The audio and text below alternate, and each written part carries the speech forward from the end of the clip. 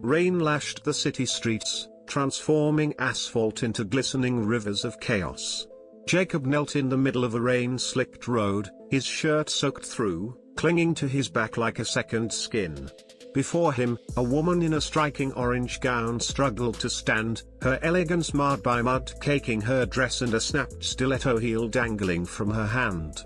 Blood trickled from a gash on her shin, mixing with the rainwater pooling around her feet. "You're bleeding," Jacob said, his voice calm but firm, cutting through the storm's roar. She tried to wave him off, lifting her muddied leg with a grimace. "It's fine," she muttered, her tone laced with embarrassment. Her red convertible sat stalled just a few feet away, its hazard lights pulsing like a faint heartbeat in the downpour. This wasn't how she'd planned her morning, crashing into a flooded pothole, her poise shattered. She looked powerful, wealthy even, but in this moment, she was stranded, soaked, and invisible to the crowd hurrying past, umbrellas bobbing like black waves. Except for Jacob. He reached out instinctively, steadying her with one hand while inspecting the wound with the other. "There's glass in there," he murmured, his brow furrowing. "You need to sit down." Her sharp eyes flicked to the resume sticking out of his backpack, then to the cheap plastic watch on his wrist, catching the nervous energy he tried to mask.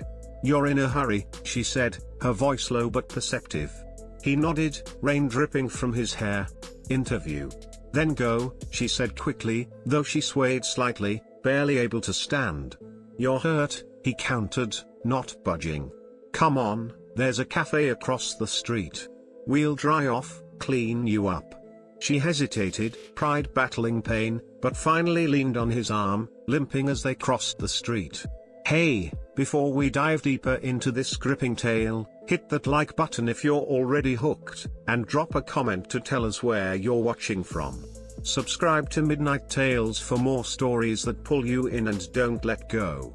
Now, let's get back to the storm. Inside the cafe, the air smelled of coffee and warm pastries, a stark contrast to the cold chaos outside. Jacob shook off the rain, his sneakers squeaking on the wooden floor, and asked the barista for a first aid kit. He returned with a handful of napkins, a cup of warm water, and a small box of bandages. The woman watched him, her expression a mix of confusion and curiosity, baffled by his calm focus. She sat at a small table near the window, her orange gown dripping onto the floor. "You're missing something important," she said after a moment, her voice softer now. He glanced up from dabbing the mud from her shin, a faint smile tugging at his lips. "Yeah, interview of a lifetime. Director role at Stratus Corporation, been prepping for months." Her eyes narrowed, studying him. "And you just skipped it to help me?" He shrugged, carefully cleaning the gash. "You looked like you needed someone." "My daughter's 6. I tell her to do the right thing, even when it's hard. Can't teach her that if I don't live it myself." Her expression softened, just a fraction. "You're a single dad." He nodded, his hands steady as he worked. "Been raising her alone since she was 2. She's why I applied for the job. I want to give her a better life." The woman fell silent, her gaze dropping to the clean bandage he was now wrapping around her leg. "Most people wouldn't have stopped," she said finally, her voice quieter. "Most people didn't," he replied simply. "Doesn't mean I shouldn't." She looked at him, really looked at him, her eyes searching his face.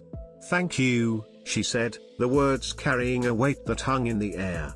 They sat there for a moment, the storm raging outside, the cafe a small island of warmth and quiet. When the rain finally slowed, they stepped back onto the street. Jacob hailed a cab, offering her his umbrella as he helped her inside. Just before she closed the door, she paused. "What's your name?" "Jacob Wells," he said, meeting her gaze. She held his eyes for a moment, then nodded. "I won't forget that."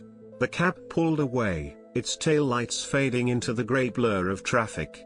Jacob stood there, drenched, his resume soggy in his backpack, the interview long gone. His chance at a better future had slipped away with it. Yet, as he watched the cab disappear, he felt no regret, just a strange, steady calm, like he'd done something right, even if it had cost him everything. 3 days later, his phone buzzed. An unknown number. He hesitated, then answered. "Mr. Wells," a woman's voice said, crisp and authoritative. "This is Victoria Langford, CEO of Stratus Corporation." His chest tightened, his breath catching. "You were scheduled for an interview last week, but you didn't show." He swallowed hard, the weight of that missed opportunity crashing back. "Yes, Mom, I'm sorry. I was helping someone, and," she cut him off. "That someone was me." Silence stretched across the line, his mind racing to process her words. "I didn't tell you who I was," she continued, "but I knew who you were the moment you stopped to help. You didn't hesitate. You didn't ask for anything in return. You gave up something huge for a stranger. That told me everything I needed to know about your character." Jacob stood frozen in his small apartment, the sounds of his daughter playing in the next room fading into the background. "I don't know what to say," he managed, his voice thick. "Say yes," she replied, a hint of warmth in her tone. "The position's yours if you'll take it. No interview needed, you already passed." Tears welled in his eyes, his throat tight with emotion. He barely choked out a thank you before the call ended. That night, when he picked up his daughter from school, she ran into his arms, her backpack bouncing. "Did you get the job, Daddy?" she asked, her eyes wide with hope. He smiled, lifting her up. "Yeah, sweetheart, I did." She grinned, tugging at his jacket. "Did they like your suit?" He chuckled, ruffling her hair. "I think they liked my choices more. Some moments test who you are, others reveal it. Sometimes, when you think you've lost everything, you've already won more than you could imagine." If this story tugged at your heart, smash that like button and share it with someone who needs a little inspiration today. Subscribe to Midnight Tales for more stories that remind you of the power of kindness, and let us know in the comments how this one made you feel. Where are you watching from? We're dying to hear from you. The rain had stopped, but the memory of that day lingered for Jacob. He often thought back to the woman in the orange gown, her strength and vulnerability intertwined, and how a single choice had changed his life. Victoria Langford hadn't just given him a job, she'd given him a chance to prove that doing the right thing wasn't just a lesson for his daughter, it was a way of life. At Stratus Corp, he threw himself into the director role, bringing the same quiet determination he'd shown on the train-soaked street. His daughter, Lily, became his biggest cheerleader, proudly telling her friends about her dad's new job, even if she didn't fully understand what it meant. Jacob made sure to carve out time for her, whether it was helping with her homework or reading bedtime stories, each moment a reminder of why he'd fought so hard for a better future. Victoria, too, carried the memory of that day. She'd built Stratus Corp from the ground up, navigating a world that often rewarded ruthlessness over compassion. Jacob's selflessness had caught her off guard, a rare glimpse of something genuine in a city that moved too fast to notice. She found herself checking in on him at work, not out of doubt, but curiosity, wanting to see how someone with his heart would lead. He didn't disappoint.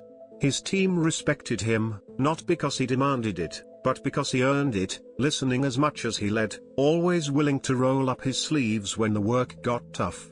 Months later, at a company event, Victoria pulled Jacob aside. The room buzzed with chatter, glasses clinking, and the hum of success. "You know," she said, her voice low enough to keep their conversation private, "I still think about that day in the rain. Most people would have kept walking." Jacob smiled, a little sheepish. "I almost did. But I thought about Lily, and what I'd want someone to do for her if she were ever stuck like that." Victoria nodded, her expression unreadable for a moment. Then she said, "You're raising a good kid. And you're doing a damn good job here, too." It wasn't just praise, it was recognition, the kind that settled deep. Back at home, Jacob tucked Lily into bed, her favorite stuffed rabbit tucked under her arm. She yawned, her voice sleepy but curious. "Daddy, do you like your new job?"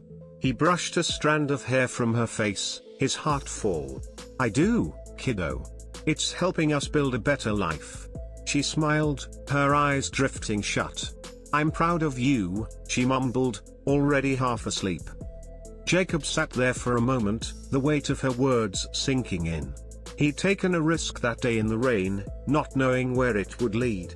But as he looked at his daughter, safe and dreaming, he knew every second of that choice had been worth it. If this story of heart and hope resonated with you, don't forget to like, share, and subscribe to Midnight Tales for more tales that remind you what really matters. Drop a comment below, tell us about a time you made a tough choice that paid off, or just let us know where you're tuning in from. Your support keeps these stories alive, and we can't wait to share the next one with you.